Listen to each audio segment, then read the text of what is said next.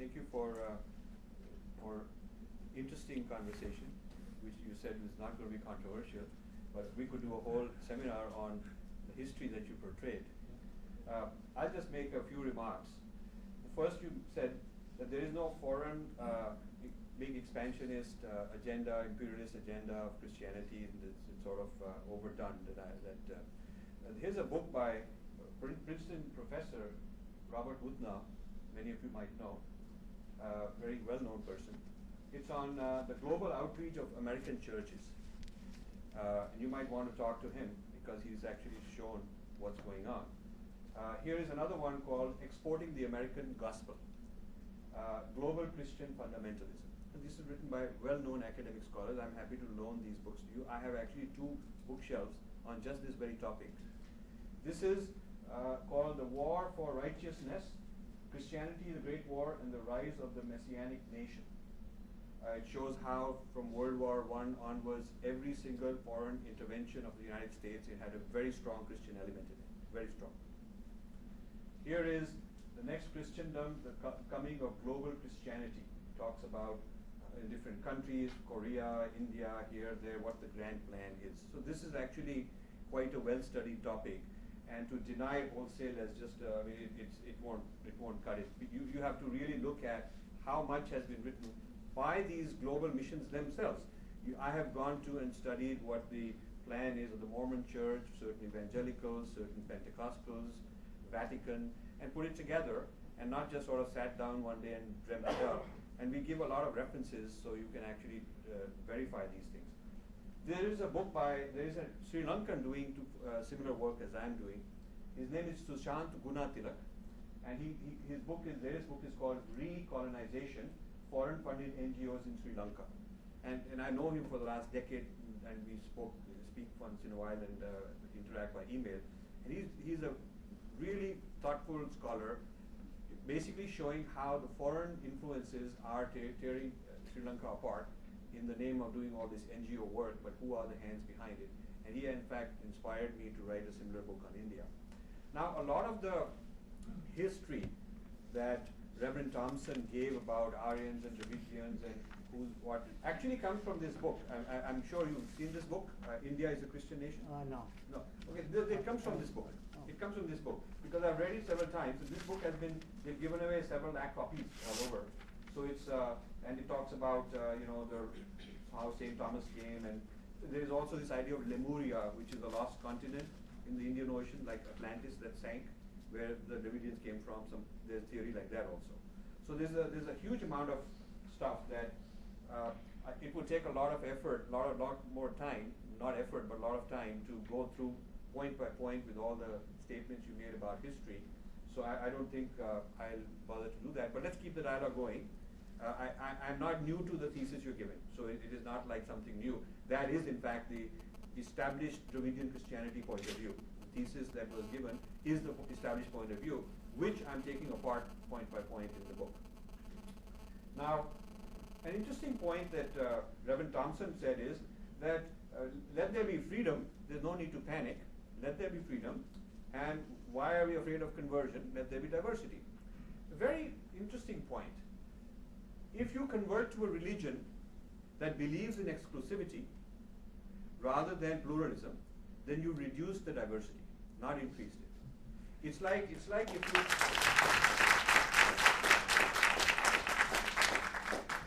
if there were a shop downtown saying enroll into slavery. Suppose there's a shop like that, and it's voluntary. I mean, I don't have to join. They're not forcing me, but I have given a choice. So if they would say we are actually increasing freedom because we're giving you another choice.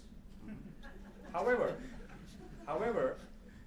the expanded freedom, if exercised, results in slavery, which reduces your freedom. So the freedom to join a religion of exclusivity is actually, it is a very valid argument, that if you join a religion of exclusivity, you've actually reduced religious freedom. Christianity is not a religion of exclusivity. Okay, then we have a different kind of discussion. Then we talk about a different discussion. It's options. No. Then we have a different kind of discussion we need to have a series of dialogues on exclusivity claims of Christianity, and maybe you distance yourself from those, and I would be very happy if you do Some that. Christians become Hindu. That's fine. But I'm talking about Christianity's one son, no daughter. God is gone, no more kids, one son, no daughter, and one way. And then rival churches can claim whose way is the better way and who's more perfect and so on. But the required, the Nicene Creed, which is a requirement of every major denomination to subscribe to, very clearly says these things about the Son and the one Son, the original sin, the resurrection. That is the path. That is the path to. That is the only way. It is not. You see, it's easy to go in an interfaith session and just say, okay, we believe in this, but then go back to the pulpit and teach the only way. But because if you really meant pluralism, then you would ask a person in a third world country to stick to his religion and just be better. Why wouldn't a Hindu be able to be a better human being as a Hindu if that were a valid tradition? And I have an offer to every pastor, and Reverend Thompson is a pastor, that I will be happy to arrange a reciprocal deal with a temple and your church, if you're willing to accept it, where you will be invited to come and give every week a lecture on Christianity, and we will come every week and give a lecture to your congregation on Hinduism. I have never had a pastor accept. Now that would be good. That would be good. Hinduism, but not casteism. Every temple, Hindu temple, we have a Christmas time. Yeah. We celebrate with that. I want to see any church celebrating our Hindu holidays. That's correct. So anyway, so this business about converting to Christianity adds diversity, I think, is actually false, because you have to qualify by saying converting to Christianity that accepts pluralism, that accepts the legitimacy of other religions would be fine. But there's a difference between tolerance, which is a very benign, patronizing attitude, and mutual respect, which says that I respect you for however you are different, but it's legitimate for you. Christians have a very hard time doing that to Hindus. And then one or two more points. There is a Christian caste system in India. There are Dalit Christians and Brahmin Christians. Christianity did not eliminate the caste system. In fact, Christianity is politically lobbying to recognize Dalit Christians as Dalits, which is an admission that they could not solve the problem. Let's not go into why it happened and so on. But the existence of a Christian caste system where Brahmins, Christians, and Dalit Christians are buried separately, and sometimes in certain churches have separate pews. And not our Christians too. Not our Christians and Dalit Christians don't sit together. I understand. And the fact that the church in the United States is segregated. The blacks are different, whites are different churches, and Hispanic churches. And now there is a South Indian church. Indians have a separate church, and Koreans have a church. So you cannot say that embrace Christianity to solve that problem, because charity begins at home. Christianity must first demonstrate that it has solved these problems in its own nation. And it has never been able to solve these problems. You got to also talk about this casteism divisions within Hinduism. Yeah, no. You are looking at only Christians. No, I'm saying that the claim that Christianity is exempt is not valid. Hinduism has a caste problem. Sikhs have a problem. Christians have a problem. Right. Muslims have a problem. There are ashraf and ajlaf. So let's not make that the differentiator on whether someone should convert or not, because conversion has not solved that problem. The conversion is voluntarily converted. They have the option to That's do that. fine. That's fine. That's called freedom. No, that is. It that does is, happen that- every day. But let me It happens. let me do this. You Let don't me know just- much about what's happening. But there. may I request? Let me finish two more points, and then we'll turn over to Q&A, and you guys can express yourselves. But two more points, and let me finish. Buddhism did not flourish in India. That is not a true statement.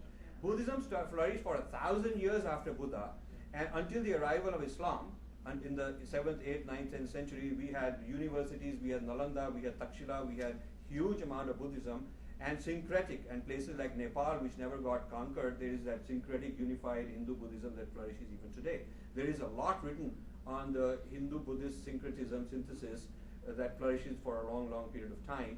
And we can go into why the arrival of Islam harmed Buddhists more than it harmed Hindus. It has to do with being monastic, living in centralized places, whereas Hindus were householders. So the dynamic, the effect on the two was not the same. But until 7th, 8th, 9th century, Buddhism is fine in India for 1,000 years. That's a very long time. You cannot say it never flourished in India. And then St. Thomas was killed by Hindutva. Now, I wasn't aware that there was any Hindutva at that time, and also. Brahminism was Hindutva. No, but also your statement It was that not said that way, but they no, were Hindu. okay. Well, also the idea that during your grandfather's time, because of Hindutva, the point is that the last couple of generations of Tamil Nadu, where your state is, were dominated by Dravidian politics. It was first Kamaraj and the Congress Party, the DMK. I was talking about Travancore. Okay, maybe in a little area, but I didn't see I did not know of any Hindutva group getting elected into power in that in Tamil Nadu. Not in Tamil Nadu. In fact, Right. in the Travancore area, when in 1930s referendum was held on this issue of entry of what they call the non-Savarna Hindus into the temple, something like 75% of the caste Hindus voted for this to happen. The British actually exerted control on the king, not allow it to happen. There's a well-documented history about this, and so let's not talk about fiction and history on the same plane.